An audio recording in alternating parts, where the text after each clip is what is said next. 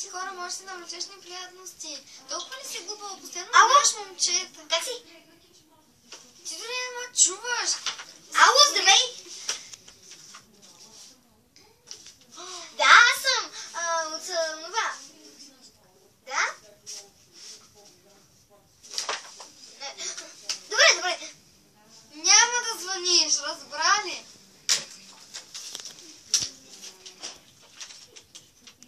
Много си нахална. Ало? О, да, аз го още.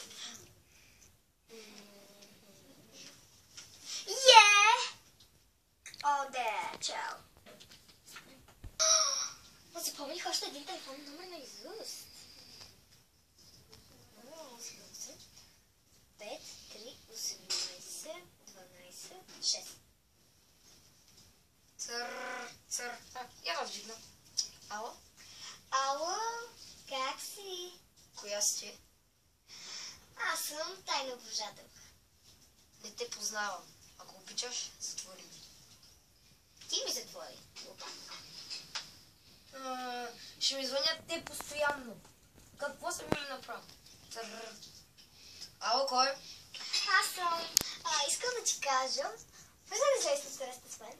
Добре, чак малко, ти ми го кажи. Айде. Чао. Чао.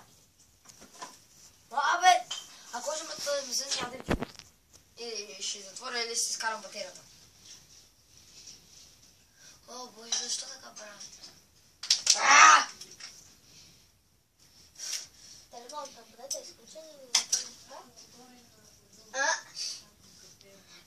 Така. Това означава, че имам среща. Чак малко, дай пак да го се обадя. Обожера се го включа.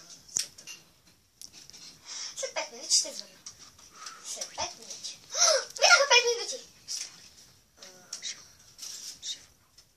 Чакай, так май сега ще го включа. Къде е този телефонен номер? Так му сега ще звъня. Само да ми се включи телефона. Ще поизчакам малко. Не мога да разбера защо само ми... Аз се поговоря с нея на едно място и ще видите. Много искам той да ми звънне. Или пък аз да му.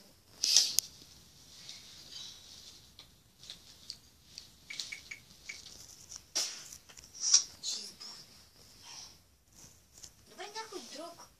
Не, да си запомнил друг телефон. Та. Чук. Ало? Здрасти. Здрасти. Искам да се видим на едно място. Което? Знам един много готин бар. Соун бар. Къде се намирам? До морето. Добре, айде. В 5 часа. Чао. Добре. О, боже. Сега е 15 часа. Тръгвам.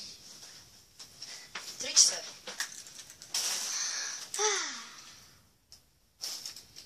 Нали? 1 и 5. 1 плюс 5 прави 5 часа. 6. Здрасти.